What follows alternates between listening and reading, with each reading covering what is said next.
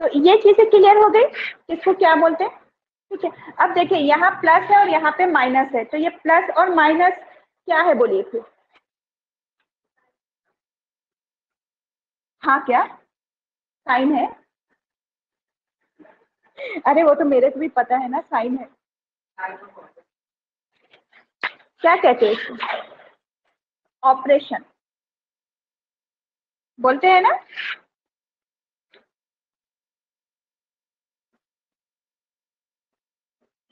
Plus minus है ना, addition subtraction multiplication and division है ना, जमा तफरीक ज़रब और तकसीम है ना।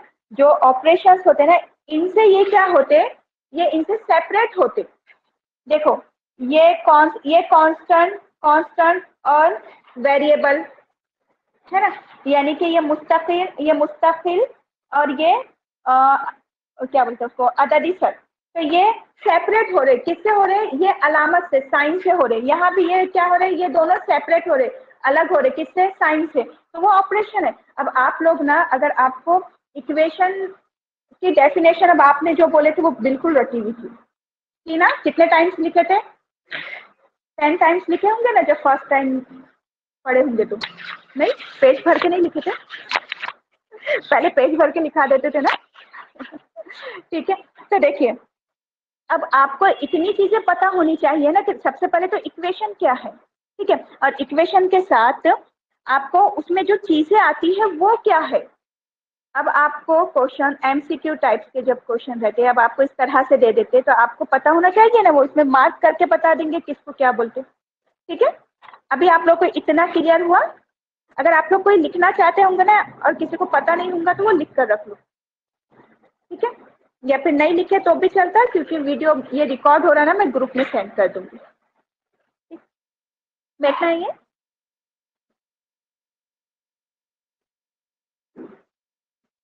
तो हम क्या पढ़ रहे हैं यहाँ पर, फर्स्ट टॉपिक में आपको क्या दिए कि linear equation in two variable, यानी कि दो मुतगय्यरी खत्ती मसावत।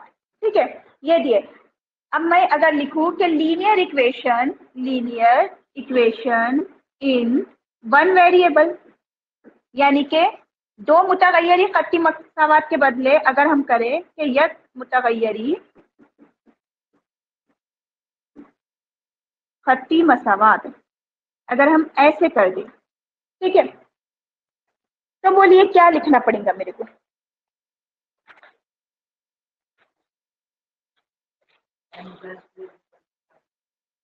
हाँ बोलिए। m+2, बिल्कुल सही। ठीक है, आप ऐसे लिखो m+2 -5 = 0 लिखो, ये भी है इक्वेशन।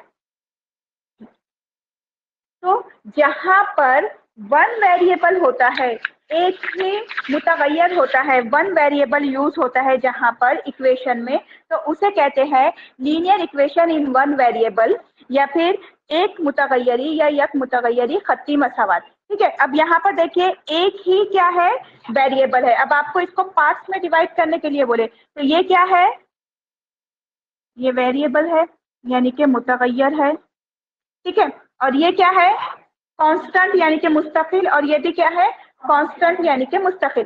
तो आपको m = ये 5 है ना, 5 तो यहाँ पर जाके हो जाएगा -2, तो m = क्या हो गया, 3। तो जो वेरिएबल था आपका उसकी वैल्यू क्या आ गई, 3 आ गई। दोनों इक्वल हो रही है नहीं, देख लो यहाँ पर 3 रखो m की जगह, +2 = 5, 5 = 5। ठीक है, तो ये क्लियर हुआ कि वन वेरिएबल क्या है। अब आपको जो दिया गया है टॉपिक, अब उसका जो नेम है आपके फर्स्ट लेसन का, वो टू वेरिएबल है। टू वेरिएबल है ना, यानी कि उसमें 3m + 2y, या फिर n ले लो, n के साथ लिखने का ये चलता आ रहा ना, तो इसके लिए वही चला लो, माइनस लेंगे, चलो ऐसे कुछ भी लिख लो अभी के तौर पे, =0 ऐसे कर दिए हमने। ठीक है, तो क्या यहाँ पे 2 वेरिएबल यूज हुए हैं क्या? देखिए m एक वेरिएबल है, n एक वेरिएबल है, ठीक है। कोएफिशिएंट अददी सर है, और ये कांस्टेंट यानी कि मुस्तकिल है ना। तो यहाँ पे 2 वेरिएबल यूज हुए हैं, तो क्या ये लीनियर इक्वेशन इन 2 वेरिएबल वाली है क्या? है, ठीक है। अगर मैं यहाँ पे p कर दूं तो नहीं, क्यों? क्योंकि वेरिएबल कितने आ गए? 3। तो ये ऐसी जो बेसिक चीजें हैं ना, वो सारी की सारी एक एक चीज बारीकी से पता होनी चाहिए आपको मैथ्स में, तब कहीं जाके ना आप फटाफट सॉल्व कर देंगे मैथ्स का पेपर। क्लियर हुआ इतना? ठीक है, इसकी डेफिनेशन बोलो फिर। अब मैंने आपको समझा दी ना। अब देखो इसी को लिख देती है, याद है कि क्या लिखी थी मैंने? 3m + 2n - 5 लिखी थी ना। हाँ, अब इस बेस पे बोलो इसकी डेफिनेशन क्या बनेंगी, अब आप लोग बोलो। क्योंकि मैं डायरेक्ट भी डेफिनेशन आप लोगों को लिखा दे सकती थी, पर वो फायदे की रहती थी क्या? फिर ऐसा होता था जो आपने बोले थे, है ना। तो उससे अच्छा क्या था कि हम पहले समझ लो और अपने तौर पे बोलो। अब अपने तौर पे आप लोग खुद डेफिनेशन बोलना चाहते क्या, तो बोलो, एक्सपर्ट बन जाएंगे। सर बोलो डेफिनेशन बोलिए। अब 2 वेरिएबल वाली क्या बनेगी? इक्वेशन होना चाहिए क्या? इक्वेशन होना चाहिए क्या डेफिनेशन बनाने? होना चाहिए ना, क्यों नहीं? इक्वेशन में ही आपको वेरिएबल मिलेंगे ना। ऐसी इक्वेशन होनी चाहिए जहां वेरिएबल हो, है ना। एंड इक्वेशन, हाँ अब बोलिए। अब इक्वेशन है, अब क्या चीज होनी चाहिए इक्वेशन में? विथ 2 वेरिएबल या which contain 2 variable? Okay, an equation which contain, 1 नहीं लिख सकते, 2 वेरिएबल, हाँ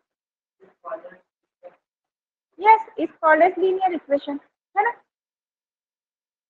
लेकिन आगे कुछ और चीज आपको नजर आ रही क्या? अगर मैं यहाँ पे 2 कर दूं, ऐसे लिख दूं, अब है ये, आपको ऐसे भी लिख कर दे सकते एग्जाम में, क्यों नहीं है बोलिए?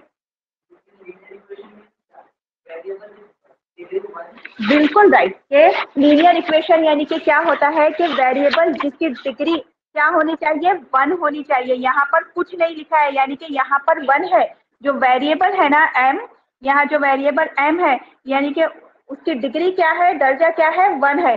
तो N equation which contain 2 variable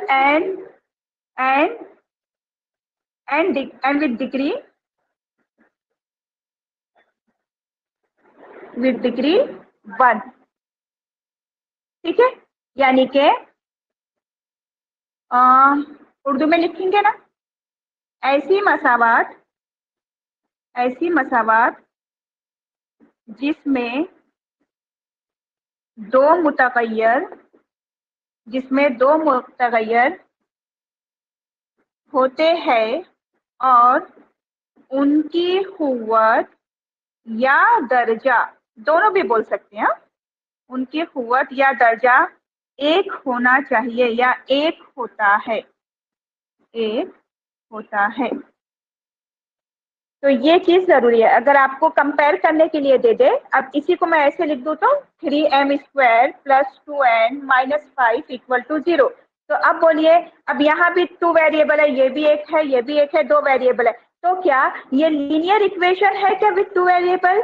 नहीं, क्योंकि यहाँ पे डिग्री 1 होनी चाहिए। अब डिग्री 2 जो है वो आपको यहाँ सेकेंड आपके टॉपिक में दिया गया है, ठीक है। क्लियर हुआ इतना कि इनमें से कौन है? ये है लीनियर इक्वेशन।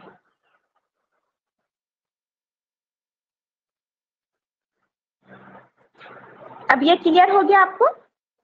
डेफिनेशन देखो, अब ऐसा हुआ आपके साथ कि हमने टॉपिक का नेम लिखे और टॉपिक के नेम के साथ पहले मैंने बिल्कुल आपको डेफिनेशन लिखकर बता दी कि हाँ ये डेफिनेशन है। अब या तो रट लो, है ना, रट नहीं पड़ता ना, या तो रट लो या कुछ भी कर लो। कुछ भी करना मतलब कि लिख लो पेज भर के, ठीक है, ऐसे कर लो, ऐसा कुछ रहता ना। तो ऐसा हुआ क्या, नहीं हुआ। आपको ऐसे समझना पड़ता है किसी भी कंसेप्ट को। तो आपको यहाँ क्लास में ना एक एक चीज इतनी बारीकी से बताना इसीलिए जरूरी है कि आप वो परसेंटेज अचीव कर सको जो आपके लिए जरूरी है। ठीक है। और ये जब आप इतनी बारीकी से जब समझेंगे ना, इतना इजी जाएगा आपको हर सब्जेक्ट। सिर्फ मैं मैथ्स की बात नहीं कर रही हूँ, मैं यहाँ हर सब्जेक्ट की बात कर रही हूँ। आपके लैंग्वेजेस होने दो, Urdu language, English language, Arabic होने दो, हिंदी, मराठी, पांचों लैंग्वेज है अपने पास यहाँ। ठीक है। और ऑल सब्जेक्ट। तो इतनी ही आपको बारीकी से जाना है। अब देखिए, अब जब आपको मैंने एग्जाम्पल्स दी, ठीक है, और एग्जाम्पल्स के थ्रू आपने खुद डेफिनेशन बोले, ट्राई किए ना डेफिनेशन, तो अब आपको ये याद रहेगा क्या?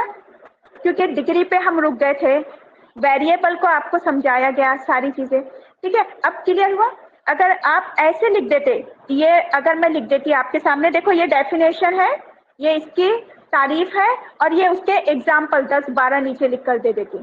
10-12 की भी जरूरत नहीं ना, 2-3 ही काफी हो जाते, 2-3 लिख कर दे देती। ठीक है, तो वो सही होता क्या आप लोगों के लिए? नहीं, इतनी बारीकी से आपने पढ़ना चाहिए। 10th ही नहीं, आप जो भी एजुकेशन लो, एक एक चीज को समझना चाहिए। ठीक है, क्लियर हुआ इतना?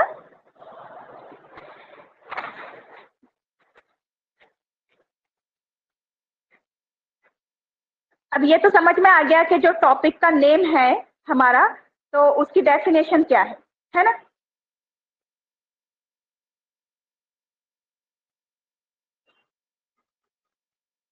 अब आप लोग बोलिए कि ये जो इक्वेशन है, समझो, अब ये तो दिल से लिखी हुई इक्वेशन है ना हमारी। अब ये जो इक्वेशन है, दूसरी लेते हैं। ये मेट दो क्या, टॉपिक का name?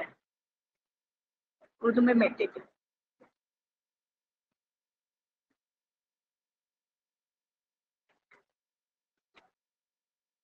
3x minus 4y plus 12 equal to 0, है ना? अब देखिए, यहाँ पर ये तो वेरिएबल है, ये वेरिएबल है, ठीक है, यानी कि मुतगय्यर है दोनों भी। अब ये जो कोएफिशिएंट है, तो ये कोएफिशिएंट क्या होना चाहिए? अब नंबर सिस्टम तो आपको पता है ना, नंबर सिस्टम यानी कि अददों का इल्म, है ना? तो अब बोलिए कि ये जो कोएफिशिएंट होता है, तो नंबर सिस्टम में ये कौन से है? कौन सा होना चाहिए? नेचुरल नंबर होना चाहिए कोई? रियल नंबर्स होने चाहिए? ठीक है, अब आप बोल रहे तो लिख लेते हैं हम, रियल नंबर होने चाहिए। अब उर्दू मीडियम वालों के लिए लिख लेती है, रियल नंबर यानी कि हकीकी आदाद। ठीक है, हकीकी आदाद होना चाहिए। What is real number? A group of, okay, group of all numbers. हाँ, चलो, ये भी लिखे थे नहीं ना? अच्छा। मजाक है, हाँ? ग्रुप ऑफ ऑल नंबर्स, ठीक है। अब ग्रुप ऑफ ऑल नंबर्स यानी कि कौन से नंबर? ऑल नंबर यानी कि कौन से नंबर लो, बोलो? अच्छा, उर्दू वालों के लिए भी लिख देती है कि तमाम आदाद का ग्रुप, ठीक है, हकीकी अदद होता है, हकीकी नंबर्स होते हैं, हकीकी नंबर्स में हकीकी आदाद होते हैं। ठीक है। हाँ, अब बोलिए ऑल का मतलब क्या है यहाँ पे? ओके, नेचुरल नंबर यानी कि तबई आदाद है। ओके, हाँ, ये मेट तो क्या, ये इतना मिटा देते हैं हम। ये होता है रियल नंबर, यानी कि हकीकी अदद। ठीक है, हाँ बोलिए। नेचुरल नंबर, होल नंबर यानी कि मुकम्मल आदाद। हाँ, इंटीजर्स होते हैं सही अदद। हम्म, रेशनल नंबर्स यानी कि नातिक आदाद या अदद। हम्म,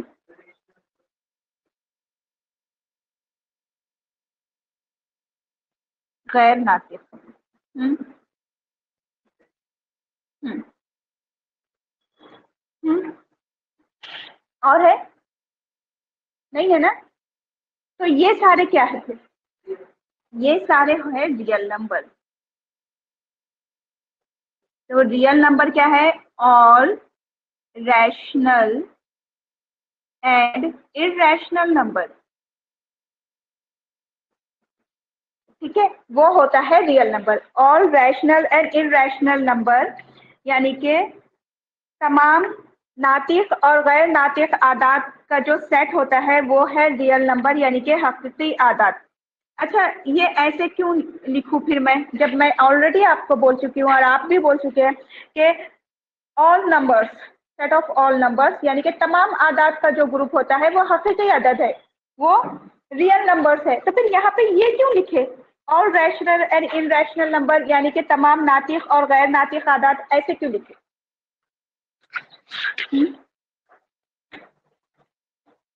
जगह थी इसलिए, ये यहाँ स्पेस थी इसलिए लिख दी कि मैंने, ऐसा हुआ होगा।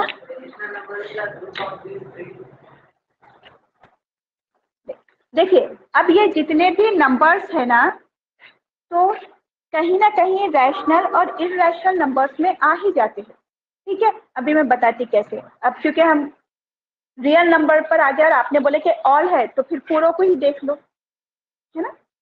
क्योंकि अगर आपको डेफिनेशन में लिख कर आ गया कि अगर इसकी डेफिनेशन अगर आपको आ गई, ठीक है, और पूछ लिए इन केस, तो फिर आपको पता होना चाहिए ना कि वो रियल नंबर होता है, जो कोएफिशिएंट है आपका यानी कि अददी सर है, तो वो होल नंबर है क्या, वो रियल नंबर है क्या, वो इंटीजर्स है क्या, है ना? ये पता होना चाहिए। तो व्हाट इज नेशनल नंबर? तबई आदात, नंबर विच स्टार्ट फ्रॉम 1 2 से इंफिनिटी, है ना? कि वो नंबर जो 1 से स्टार्ट होंगे, 1 2 3 गिनती के आदात, तबई आदात जो 1 से स्टार्ट होंगे, तो सबसे छोटा नेशनल नंबर क्या है? 1 है। ठीक है, उसके बाद होल नंबर, होल नंबर यानी कि क्या? जीरो जब ऐड हो जाता है किसमें? नेचुरल नंबर में, तो 1 2 3 से इंफिनिटी, तो वो क्या होते हैं? होल नंबर यानी कि मुकम्मल आदात, है ना? जो जीरो से स्टार्ट हो जाता है, जिसमें जीरो लग जाता है। फिर उसके बाद है इंटीजर्स, तो इंटीजर्स यानी कि सही आदात। तो इंटीजर्स क्या होते हैं? All positive numbers, all negative number with zero, including zero, यानी कि जीरो भी होगा आपका, और जितने भी पॉजिटिव नंबर्स है यानी कि मुस्बत आदात है, जितने भी निगेटिव नंबर है यानी कि मनफी आदात है, तो तीनों को मिलाकर जो सेट है नंबर्स का वो क्या है? इंटीजर्स है, सही आदात। ठीक है, फिर उसके बाद है रैशनल नंबर। रैशनल नंबर क्या है? नातिक अदद, पी बाय क्यू यानी कि इन फॉर्म ऑफ फ्रैक्शन, यानी कि फ्रैक्शन के जो फॉर्म में होंगे। अब फ्रैक्शन के फॉर्म यानी कि कसर, है ना? कसर की सूरत में होंगे, यानी कि P upon Q is not equal to zero, यानी कि पी बटे क्यू मसावी नहीं होगा किसके? जीरो के, सिफर के, है ना? आप लोग को आइडिया है या समझो इसको थोड़ा, है आइडिया रैशनल नंबर का? है क्या? नहीं है? ठीक है, हाँ ऐसे बोलना, अभी आपने बोले ना नहीं, तो ऐसे बोल देना बिल्कुल। अगर थोड़ा भी अगर कंसेप्ट क्लियर नहीं रहा ना तो वो हो जाए। देखिए, रैशनल नंबर क्या होते हैं? रैशनल नंबर, अब देखिए ये टॉपिक जब हम पढ़ रहे, तो ये टॉपिक पढ़ते पढ़ते इस टॉपिक में डेफिनेशंस में भी बोलो, ये कोई भी चीज, ये दूसरे भी जो टॉपिक से इसका लिंक है। अब देखो यहाँ पे नंबर सिस्टम भी आ गया ना आपको, क्योंकि यहाँ पे एक चीज से आपको ये नंबर सिस्टम पे जाना पड़ा। कौन सी चीज से? रियल नंबर के जो कोएफिशिएंट है, जो अददी सर है, वो रियल नंबर है, वो हकीकी अदद है, तो उससे आपको कहाँ जाना पड़ा? यहाँ पर। तो ये आपकी सारी चीजें क्लियर होना जरूरी है ना? रैशनल नंबर यानी कि हकीकी, अरे सॉरी, नातिक, नातिक आदात। ठीक है, अब ये नातिक आदात क्या होते हैं? ये पी बाय क्यू यानी कि फ्रैक्शन के फॉर्म में होते हैं, जो इक्वल नहीं है जीरो के, यानी कि कसर की सूरत में होते हैं, जो जीरो से इक्वल नहीं है, मसावी नहीं है। अगर मैं आपको यहाँ पे लिखूँ 5 बाय 2। तो क्या ये नातिक अदद है क्या, रैशनल नंबर है क्या? है। ओके ठीक है। अगर लिखूं मैं सिर्फ यहाँ पे अब 5, अब ये 5 क्या P अपॉन Q या फिर P बटे Q की सूरत में है क्या? नहीं। तो क्या ये रैशनल नंबर नातिक अदद है? है। क्यों है? क्योंकि 5 के हमेशा डिनोमिनेटर में या कोई भी नंबर के डिनोमिनेटर में नसब नुमा में हमेशा क्या होता है? 1 होता है। तो क्या ये कसर नहीं है क्या, फ्रैक्शन नहीं है? है। तो ये क्या हो गया? रैशनल नंबर हो गया, यानी कि नातिक अदद हो गया। तो आपको रैशनल नंबर यानी कि अब मैं ये बोलूं कि ये 5 ये नेचुरल नंबर भी है, होल भी है, इंटीजर भी है, तो इसके लिए क्या आ गया यहाँ पे? Rational number. क्लियर हुआ? अच्छा ठीक है। अब अगर मैं लिखूं √25, तो क्या ये रैशनल नंबर नातिक अदद है क्या? कसर की सूरत में है क्या? फ्रैक्शन के फॉर्म में है? तो फिर ये रैशनल नंबर है? हाँ, गलत हो सही हो बोल दो। नहीं है ना? नहीं है तो नहीं है तो है। अच्छा चलो सबका ओपिनियन लेते। हाँ आप। नहीं है ना? ठीक है, जान दो, नहीं है तो छोड़ दो फिर वो चीज़। हाँ है। नहीं है। फ्रेंड्स है तीनों। आंसर सेम क्यों आ रहे हैं? हाँ। नहीं है? अच्छा ठीक है। सच्ची? अच्छा हाँ।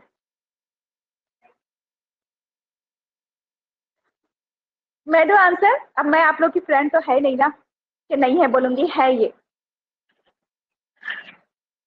अगर आप लोग की फ्रेंड रहती तो मैं भी हाँ बोल देती। ठीक है। अब देखिए √5 यानी कि जजर में 5 की कीमत होती है 5। और अभी मैंने आपको बताई कि कोई भी जो नंबर होता है उसके डिनोमिनेटर यानी कि उसके नसब नुमा में हमेशा क्या होता है? 1 होता है। तो ये रैशनल नंबर है, ना कि अदद है। ठीक है। चलिए अब अगर मैं ऐसे लिखूं 0.5 लिख देती हूँ। अब ये बोलो है क्या? दिल में ऐसे दिल कर रहा ना हाँ बोलना आपका?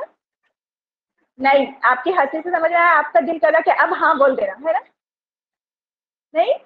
क्यों नहीं? पॉइंट में है? अच्छा ठीक है। हाँ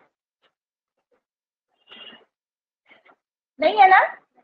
ठीक है। अब ये पॉइंट कैसे बना? 1/2 से बनता है ये। 1/2 आपको कैसे पता चला इसकी वैल्यू 1/2 है?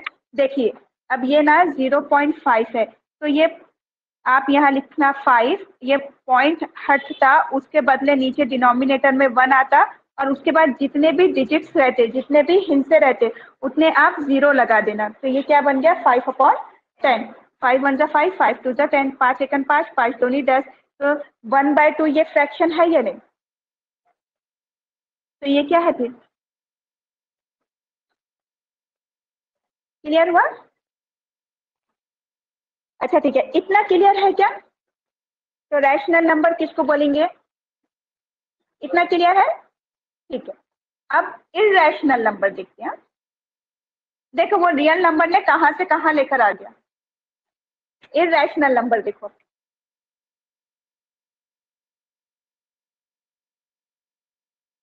इरेशनल नंबर यानी कि गैर नातिक आदाद।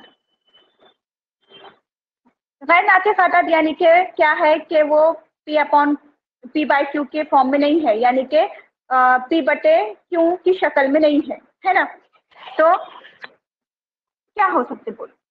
अगर मैं यहाँ √2 लिख दूँ तो क्या ये इरेशनल नंबर है क्या, गैर नातिक अदद है क्या?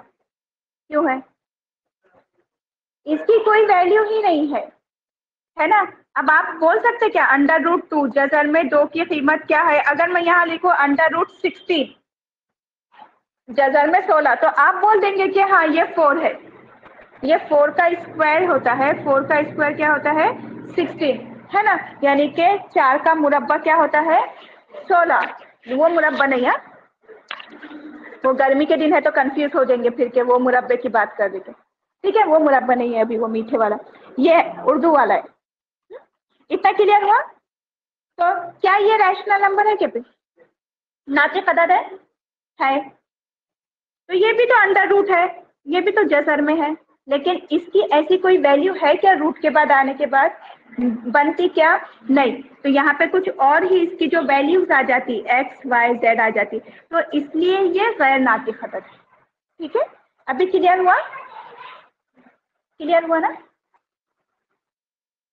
तो ऐसे नंबर्स जो रूट के फॉर्म में होते हैं और ऐसे जो पॉइंट यानी कि अशारिया की शक्ल में होते हैं, लेकिन जिनकी क्या है वैल्यूज डिवाइड नहीं होती, या जहाँ पे बार आते चला जाता है, जिन पे जैसे कि मैं अगर लिखूँ 333, अब इस पे बार है, मतलब वो कई टाइम तक रिपीट होने वाली चीजें, तो वो सारे के सारे क्या होते हैं? इर्रेशनल नंबर, गैर नातिक आदाद होते हैं। तो अभी आपका ये कंसेप्ट क्लियर हुआ क्या कि जो हमने यहाँ पढ़े थे कि ये जो कोएफिशिएंट है, अददी सर है, वो हकीकी अदद या irrational number, sorry real number होता है। तो रियल नंबर क्या है ये क्लियर हुआ? और इसकी जो डेफिनेशन है रियल नंबर की कि all rational and irrational number का सेट होता है, जो यानी कि तमाम नातिक और गैर नातिक आदाद का जो सेट होता है ये। तो ये क्यों ऐसा बताया? क्लियर हुआ? क्योंकि ये जो है इनमें ही मर्ज है। अभी क्लियर हुआ?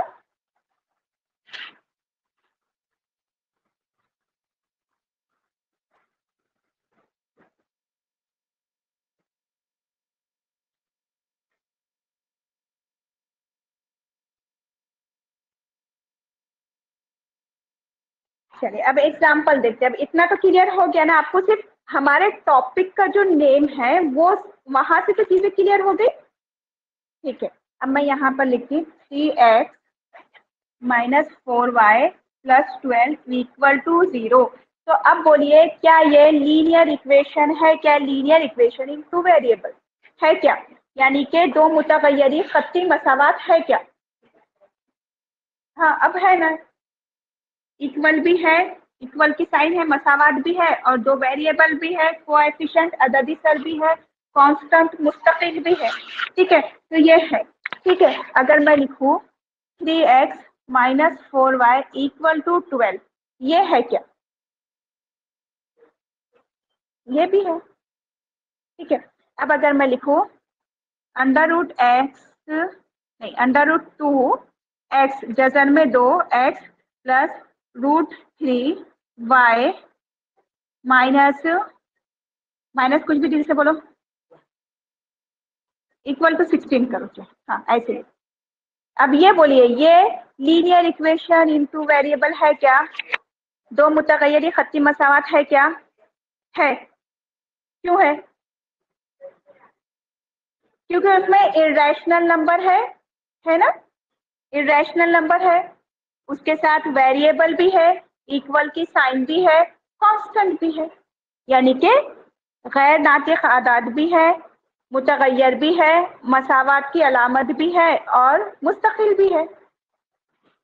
क्लियर हो गया? अभी क्लियर हो रहा है? अगर आपको ये कोई पूछे कि ये है क्या, तो ये है ना? ठीक है, तो फिर उसमें ये क्या है, इसको क्या बोलेंगे आप? कोएफिशिएंट यानी कि अददी सर। आपको ना ऑब्जेक्टिवाइज करके या थोड़ा कंफ्यूज करके इस तरह से भी पूछ सकते हैं। ठीक है, क्योंकि आपको क्या है कि रियल नंबर होना आपको, हाँ तो वो कोई भी हो सकते, इरेशनल रहा, गैर नातिक रहा, तो भी वो कोएफिशिएंट ही है ना? तो क्लियर हो गया? तो ये भी है। ठीक है, कोई और एग्जांपल लेते हैं।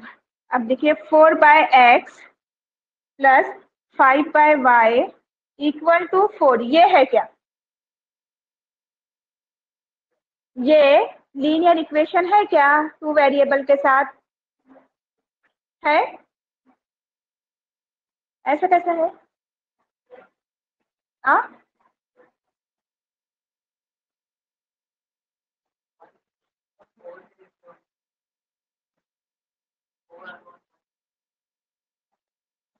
आप इस फॉर्म में लिख सकते क्या?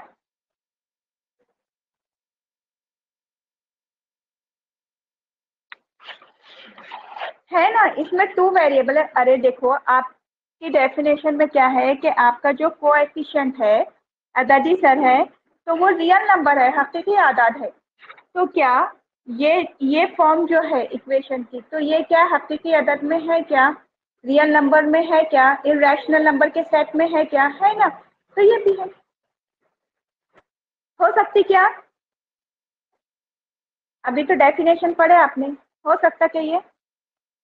ठीक है, चलो ये हो गया आपका फिर होमवर्क। अब आप में से ना सिर्फ एक ही बड़े ही कॉन्फिडेंस से बोल रहे आप, ठीक है? अब हमने पूरी डेफिनेशन पढ़े, सारी चीज पढ़े, ये होमवर्क में ले लो और ग्रुप में है ना आप लोग तो डाल दो, हाँ या ना अपना, ठीक है?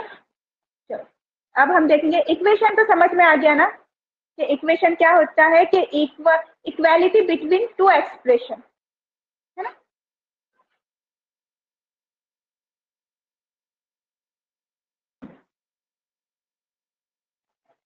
अब उसको इतना डिफाइन करने की जरूरत नहीं है ना, डिफाइन करने की जरूरत नहीं है ना इक्वेशन को, इक्वेशन तो क्लियर हो गई ना?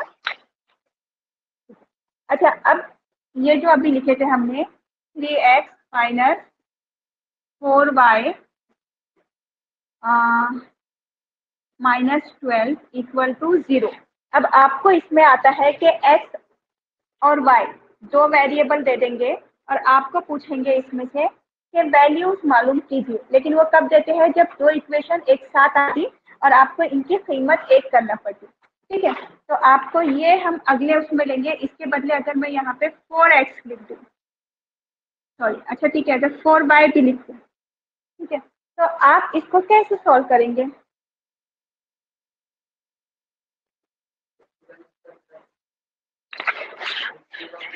आप लोगों ने ये अभी आपको पढ़ना नहीं है, मैं इसलिए बता रही हूँ आपको, क्योंकि आपको अब ये चीज करना है आगे। अच्छा, और सिंपल कर देते चलो इसको, सिर्फ x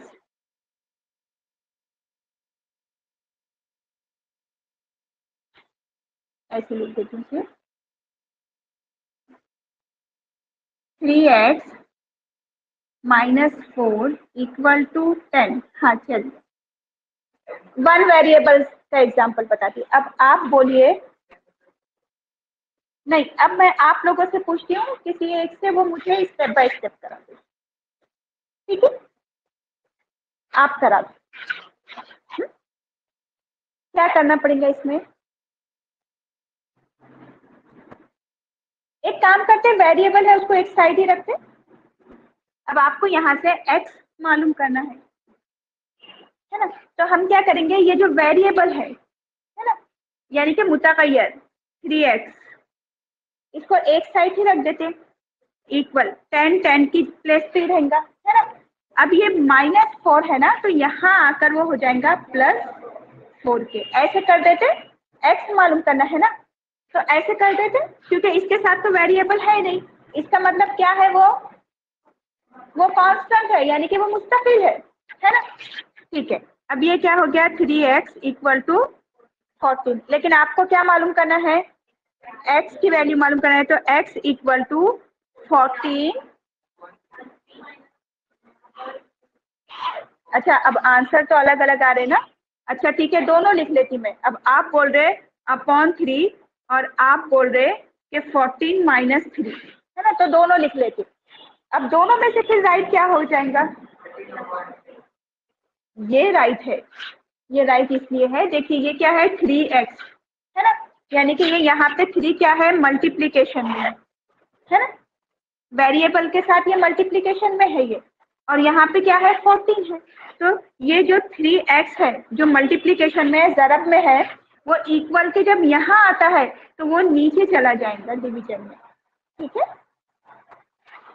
हाँ, आप जो बोल रहे थे ना, अब ये तो आंसर हो गया, अब आप ये जो बोल रहे थे ना, मैं यहाँ समझा देती। अगर यहाँ पे ऐसा होता 3 + x = 14 होता, यानी कि ये कांस्टेंट है, सॉरी ये वेरिएबल है, ये कांस्टेंट है, यानी कि कहाँ है ये प्लस, है ना? तो अब x = 14 - 3 अब होता, अभी क्लियर हुआ? तो ये वाला रॉन्ग हो गया और ये राइट हो गया, क्लियर हुआ ना? कैसे मालूम करते हैं वैल्यू?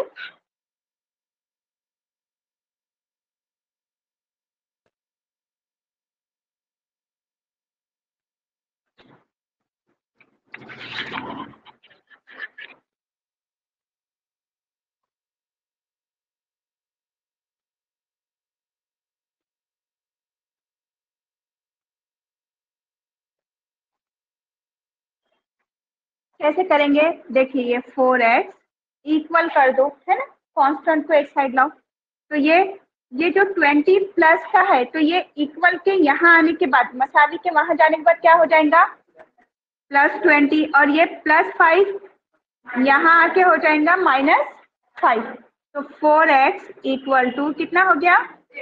15। तो x इक्वल टू 15/4।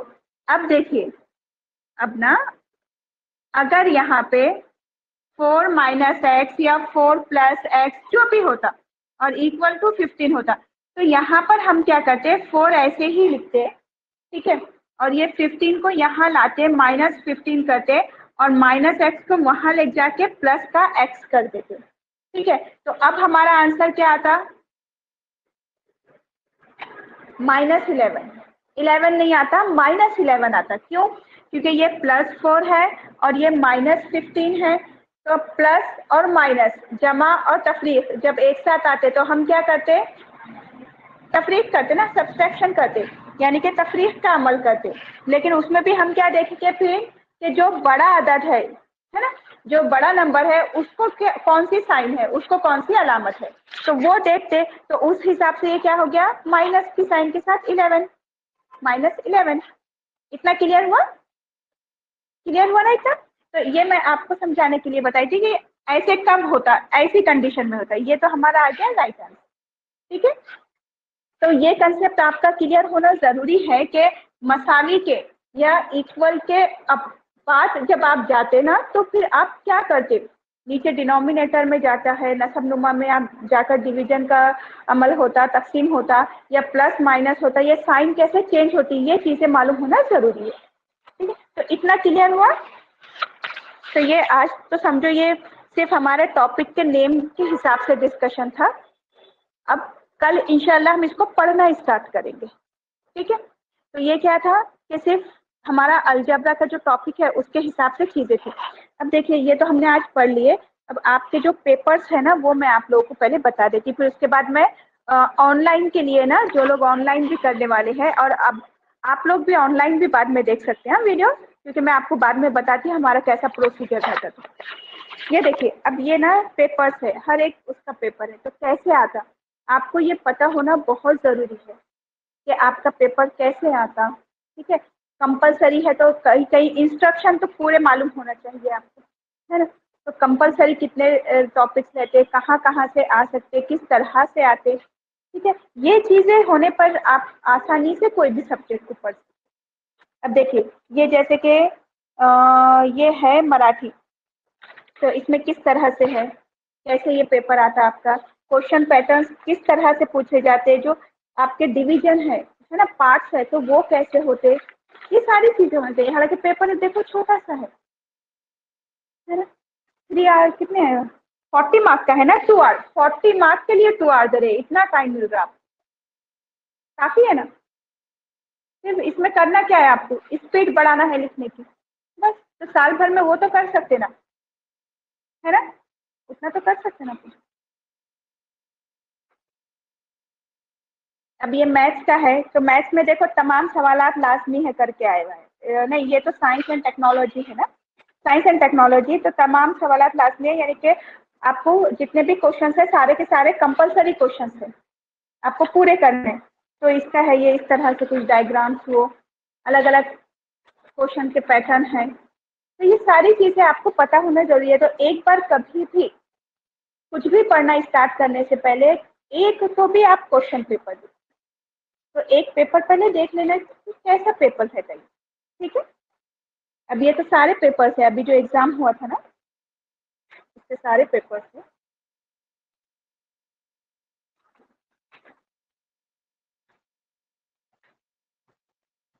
हाँ देखो, यहाँ पर साइंस में भी और मैथ्स में भी है कि आप कैलकुलेटर यूज नहीं कर सकते, अगर यूज करते तो मार्क्स काफी अच्छे मिलते हैं।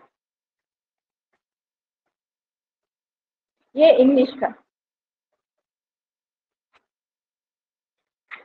अच्छे पेपर है ना।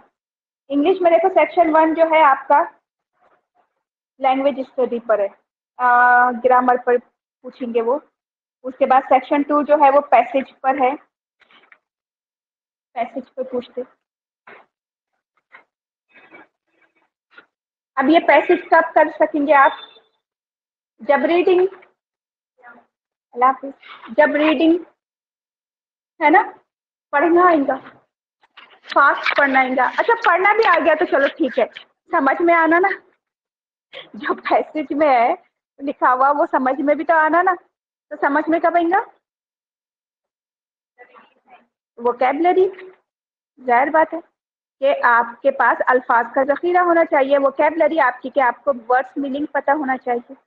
अब वो जो आपको पैसेज देंगे ना तो आपके हिसाब से देंगे, आपकी जो टेक्स्ट बुक है उसमें जो आपके टॉपिक्स है किस तरह से है, उसकी वोकैबलरी कैसी है, कैसे कैसे अल्फाज वर्ड्स यूज हुए हैं, आपको उनके मीनिंग पता है या नहीं, उस हिसाब के आपके अननोन पैसेज भी आएंगे। तो आप वो अगर अच्छे से कर लो, वर्ड्स मीनिंग कर लो। अब हम स्पोकन क्यों बता रहे हैं आपको, खास तौर पे उर्दू मीडियम वाले, इंग्लिश वाले भी अटेंड कर सकते हैं, उर्दू वाले भी कर सकते हैं, उर्दू वाला में तो करना ही चाहिए। स्पोकन क्यों फ्री रखे आप लोग को, ये words meaning, vocabulary, grammar, sentence को समझना, सारी चीजें, क्योंकि बहुत सारे बच्चे ना अननोन पैसेज में अटक जाते हैं, अटकते ना, इंग्लिश वाले भी, उर्दू वाले भी।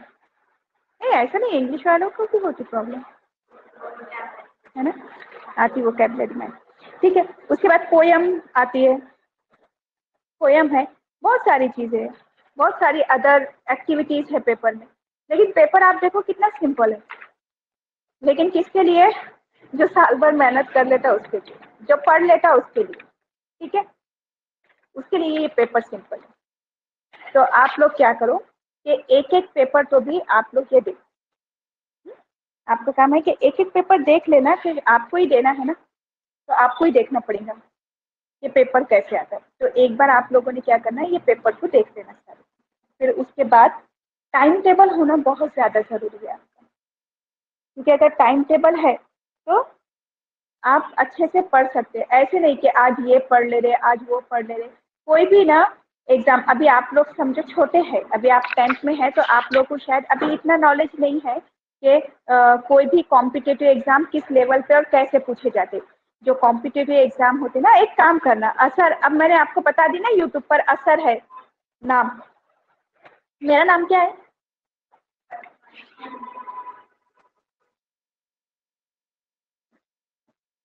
आसमान जो। अब आप जब असर चैनल पे जाएंगे यूट्यूब पर, तो वहाँ पे अस्मा अंजुम और साबिर खान, हम दोनों ही पढ़ाते हैं। ठीक है, तो ये ना हम दोनों में से किसी की भी वीडियोस आप देख लो तो आपको समझ में आएगा कि जो कॉम्पिटिटिव एग्जाम रहते हैं ना टीचर्स के लिए या अदर, उसके लिए कैसे पढ़ाते हैं। ठीक है, कितना उन लोगों का रहता है, कैसे रहता है। तो कोई भी कॉम्पिटिटिव एग्जाम पास करने के लिए ना पूरी प्लानिंग से पढ़ना पड़ता है, उनके सब्जेक्ट कैसे रहते, आपको इतना अभी नहीं पता, उसमें रीजनिंग रहती, मैथ्स रहता, जीके रहता, करंट अफेयर रहता, अलग अलग कॉम्पिटिटिव एग्जाम रहते हैं उनके अलग अलग। तो आपको तो ईयर एंड में आपको 10 का साल खत्म होने से पहले ना उनकी भी इंफॉर्मेशन सारी देंगे, क्योंकि आपको पता होना चाहिए सारी चीज़ें, है ना। तो वो चीज़ कैसे रहती है, और फर्स्ट अटेम्प्ट में क्लियर नहीं होते, हालांकि इजी है, तो क्यों नहीं होते, प्री प्लानिंग नहीं करते ना आप। कोई भी चीज़ को जब प्लानिंग के साथ करेंगे तो वो आप सक्सेस तो मिलती है उसमें, अच्छे से मिलती। अगर आप प्लानिंग ही नहीं कर रहे, हाँ आज ये पढ़ लिए कल वो पढ़ लिए, तो ऐसे नहीं होता। जब आप प्लानिंग करेंगे तभी आप अच्छे से किसी चीज़ को कर सकते हैं। अगर आपको स्कोर होना तो आप करो, और कोई भी एक बार ये जाकर देखो कि कैसे प्लानिंग करना रहता है, कैसे पढ़ते हैं, ठीक है, कैसे पढ़ाते। ठीक है, तो आप, हाँ, और एक चीज़ और देखो मैं भूल गई कि अभी ये जो वीडियो है ना ये रिकॉर्ड हो जा रहा सारा, तो हम डेली जो भी पढ़ेंगे तो ये ऐसे ही रिकॉर्ड होता है टीचमेंट ऐप पर। तो आप लोगों ने क्या करना कि टीचमेंट अब ऑनलाइन ऑफलाइन दोनों के ही लिए हैं, और जो ऑफलाइन में आने वाले हैं ना तो वो ऑनलाइन भी ज्वाइन होकर रहना, क्योंकि ये कैसा रहता कि इनकेस आपके जहन से कोई चीज़ निकल जाए तो ये वीडियो एग्जाम तक ऐसे ही रहेंगे। ठीक है। रिकॉर्ड, जैसे कि आज फर्स्ट डे है, आज क्या है, 6 मई है, 6 मई है ना, तो आज का जो वीडियो है वो रिकॉर्ड हो जाएगा, तो ये आपके एग्जाम तक ऐसे ही रहेगा। कल के जो वीडियो रहेंगे हर टॉपिक के, हर सब्जेक्ट के जो भी वीडियो रहते रिकॉर्ड रहते टॉपिक नेम के साथ, ठीक है। तो आपको इनकेस कभी भी डिफिकल्टी आई तो आप देख सकते, सुन सकते बाद में। तो क्या करना कि प्ले स्टोर पे जाना, ठीक है। प्ले स्टोर पता है, मोबाइल है ना सबके पास? वो तो पहले, वो तो बहुत ज्यादा जरूरी हो गया है ना। हाथ क्या रहता है उसमें, रिचार्ज करना पड़ता ना, ठीक है। प्ले स्टोर पे जाओ, फिर उसके बाद क्या टाइप करो, टीचमिंट ऐप, ठीक है। टीचमिंट को टाइप करो, तो जैसे ही टीचमिंट ऐप होता है उसको आप इंस्टॉल करो, ठीक है। फिर इंस्टॉल करने के बाद क्या करना, अभी देखिए अपने पास ग्रुप बने हुए हैं बॉयज का और गर्ल्स का अलग अलग, तो आप लोग ग्रुप में है ना, तो क्या करना, मैं ये इसकी जो अभी रिकॉर्ड वीडियो हो रहा है वीडियो भी भेजूंगी और इसकी लिंक आएंगी ग्रुप के अंदर, ठीक है। तो लिंक आ जाती है व्हाट्सएप पे, व्हाट्सएप जो ग्रुप है, अब मैं दोनों ही ग्रुप में डाल दूंगी आज, बॉयज एंड गर्ल्स के। तो वहां पे ना ऐसा ब्लू कलर की लाइन लिखी हुई आती, तो ये जो लिंक रहती ब्लू कलर की जो लाइन रहेंगी ना, तो वो लिंक पे आपने क्लिक कर देना सिर्फ। तो जब आप उस पर क्लिक करेंगे ब्लू लाइन पे, तो डायरेक्ट क्या ओपन हो जाएगा, आपका ये टीचमिंट ऐप ओपन हो जाएगा। अब ये टीचमिंट ऐप पे जब आप जाएंगे तो वहां पर इनरोल क्लास पे क्लिक करना, इनरोल क्लास। अच्छा एक और चीज करके रखना कि इनरोल से पहले ना वो आपसे आपका मोबाइल नंबर भी मांगते, पहले पहले जब आप इंस्टॉल करेंगे तो वहाँ पे क्या आता है, टीचर आईडी है, स्टूडेंट आईडी से जाना है क्या, तो खुद को टीचर नहीं समझना अभी, ठीक है। तो टीचर आईडी नहीं करना, वरना आप इनरोल नहीं हो सकेंगे उसमें। स्टूडेंट है ना, तो स्टूडेंट आईडी से हो जाना, ठीक है। तो स्टूडेंट आईडी से होना, फिर बाद में ये लिंक पे क्लिक करने के बाद इनरोल क्लास पे क्लिक करना, फिर उसकी आईडी रहेंगी। अब अपनी आईडी क्या है, क्लास की आईडी क्या है, आपको उस पर आ जाएगा ना ग्रुप में, मैं ग्रुप में लिंक भेजूंगी ना, आ जाएगा। वैसे अभी बता देती हूँ मैं क्लास की आईडी क्या है।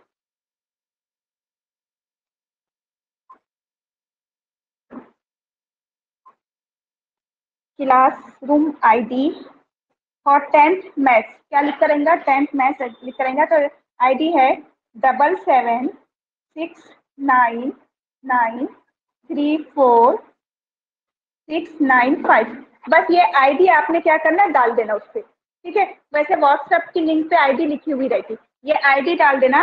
फिर उसके बाद क्या करना, इनरोल लिखा हुआ होगा वहाँ पे, इनरोल, तो और ऐसा बॉक्स बने हुआ रहता, बस इस पर क्लिक कर देना।